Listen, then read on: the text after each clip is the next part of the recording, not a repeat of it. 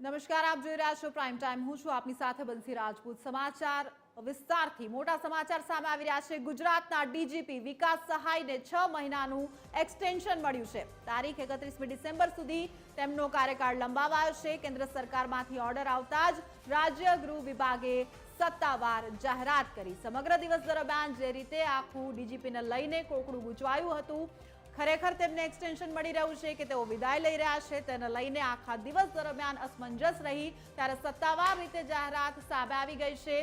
તેમનો વિદાય સમારંભ રોકી દેવામાં આવ્યો અને તેમને 6 મહિનાનું એક્સટેન્શન આપી દેવામાં આવ્યું છે અને તેની સત્તાવાર જાહેરાત પણ થઈ ગઈ છે.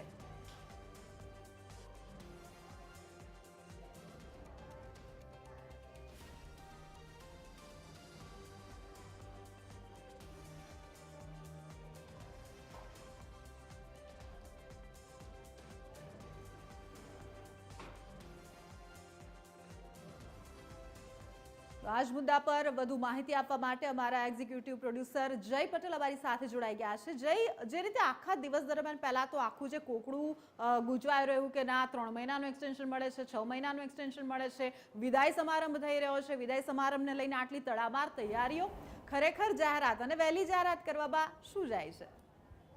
બંસી, આખા દિવસ કરતાં પણ અને કેટલા મહિનાનું એક્સટેન્શન મળે છે એના કરતાં પણ વધારે તો મહત્વનું એ રહ્યું કે આજનો આખો દિવસ જે હતો એ ડીજીપી વિકાસ સહાયના નામે રહ્યો. કારણ કે જ્યારથી તેઓના વિદાયમાનના કાર્યક્રમની જે ઇન્વિટેશન હોય છે એ બધા સુધી પહોંચ્યું અને ત્યારથી જ એક સવાલ હતો કે આમને તો એક્સટેન્શન મળવાનું હતું, તો પછી જો એક્સટેન્શન મળતું હોય તો આજે આ નિવૃત્તિનો કાર્યક્રમ રાખવાનું શું કારણ હોઈ શકે? જો તેઓ નિવૃત્ત થાય છે તો એનો અર્થ એ થાય છે કે તેઓને એક્સટેન્શન નથી મળતું. અને ત્યારબાદ કેટલીક વહેતી વાતો, કેટલીક અટકળો સામે આવે છે બપોરે 3 વાગ્યે કે 3 વાગ્યાથી લઈને 4 વાગ્યાના વચ્ચે કે તેઓને 3 મહિનાનું કે 6 મહિનાનું એક્સટેન્શન મળી રહ્યું છે. પણ એ છતાં બીજી તરફ 7 વાગ્યા સુધી તેઓનો જે વિદાયમાનનો કાર્યક્રમ રાખવામાં આવ્યો હતો પોલીસ ભવન ખાતે, એ કાર્યક્રમ યથાર્થ એમનો એમ જ હતો. એ દેખાતું હતું, એવું દ્રશ્યો સામે આવ્યા હતા કે એ કાર્યક્રમની તૈયારીઓ પણ થઈ રહી છે. તેઓને ગાર્ડ ઓફ ઓનર આપવાની તૈયારીઓ પણ થઈ રહી છે. બીજી તરફ જે વિડીયો કોન્ફરન્સિંગ થઈ હતી બપોરના સમયે, એ સમયે કેટલાક અધિકારીઓએ વિડીયો કોન્ફરન્સિંગ થકી પણ તેઓને વિદાયમાન આપી દીધું હતું. પણ હા, હજી પણ એ સમયે એ અટકળો ચાલતી હતી 7 વાગ્યા સુધી કે શું થશે, શું ન થશે, શું તેઓને વિદાયમાન આપવામાં આવે છે કે પછીથી તેઓને એક્સટેન્શન આપવામાં આવે છે. અને એ જ બાબત ઉપર ફૂલ સ્ટોપ વાગ્યું 7 વાગ્યે કે જ્યારે તેઓનો જે વિદાય કાર્યક્રમ જે રાખવામાં આવ્યો હતો એ કાર્યક્રમ ઉપરથી ધીરે ધીરે પહેલા ખુરશીઓ હટાવી દેવામાં આવી, ત્યારબાદ ગાર્ડ ઓફ ઓનર માટે આવેલા જવાનોને પણ ત્યાંથી મોકલી દેવામાં આવ્યા, ત્યારબાદ મંડપ પણ હટાવી દેવામાં આવ્યો અને અચાનક પોલીસ ભવનમાંથી ડીજીપી વિકાસ સહાય દાદરો ઉતરીને નીચે ઉતરતા દ્રશ્યોમાં TV13ના કેમેરામાં કેદ થયા. એ સમયે પણ TV13એ તેઓને પૂછવાના પ્રયત્નો કર્યા કે આખરે શું થઈ રહ્યું છે. એ સમયે તેમણે કંઈ પણ બોલવાનું ટાળ્યું હતું. પણ ત્યારબાદ હવે આખરે પહેલા 7:30 થી 8 વાગ્યાના અરસામાં ગૃહ વિભાગ તરફથી નહીં પરંતુ સેન્ટ્રલ તરફથી એક ઔપચારિક જાણ કરવામાં આવે છે કે હા, તેઓને એક્સટેન્શન મળે છે. અને હવે ગૃહ વિભાગે પણ સેન્ટ્રલ તરફથી આવેલી એ માહિતી ઉપર મોહર લગાડી છે અને તેઓને ઓર્ડર કરી દીધો છે. તેઓને એક્સટેન્શન આપી દેવામાં આવ્યું છે. 31 ડિસેમ્બર સુધીનું તેઓને એક્સટેન્શન આપવામાં આવ્યું છે. હવે તેઓને એક્સટેન્શન મળી ગયું છે, તેઓને વિદાયમાન નથી મળવાનું. પણ હવે કેટલીક બીજી પણ એ બાબતો છે કે જે ધ્યાન ખેંચી લે એવી છે.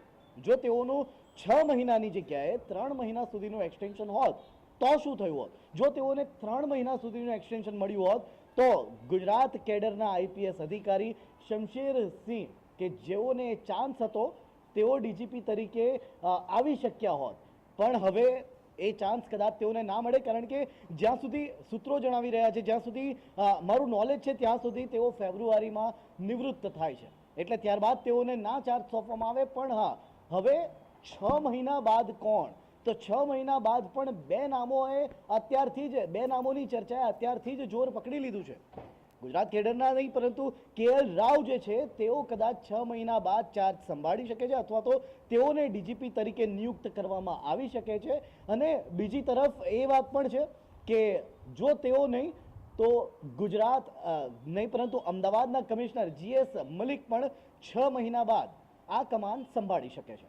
બિલકુલ બિલકુલ બનતી. અત્યારે તો જય એવું કહી શકાય કે જે રીતે વિદાય સમારંભનો જે ખર્ચો થયો પહેલા લગાવવાના પછી ત્યારબાદ ટેન્ટ હટાવવાના ઠીક છે એ બધું તો અત્યારે એટલીસ્ટ મગનું નામ મરી પડી ગયું છે અને ફાઇનલી 6 મહિના સુધી ડીજીપી વિકાસ સહાય છે તે યથાવત રહ્યા છે આભાર આપનો મારી સાથે જોવા બદલ અને આ તમામ જે માહિતી છે તે આપવા બદલ જે રીતે અત્યારે સીધી જે જાહેરાત સત્તાવાર જાહેરાત કહી શકાય કે 2 દિવસથી સતત જે સમાચાર ડીજીપીના નામે આ 2 દિવસ રહ્યા કે એમને વિદાય સમારંભ આપવામાં આવશે આ બધી વસ્તુઓ કરવામાં આવશે પરંતુ ત્યારબાદ અચાનક એક નિર્ણય લેવાય છે અને 6 મહિના સુધી તેમનો જે કાર્યકાળ છે તે હાલ લંબાવાયો છે એટલે કે 31 ડિસેમ્બર સુધી વિકાસ સહાય છે તે ગુજરાતના ડીજીપી રહેશે.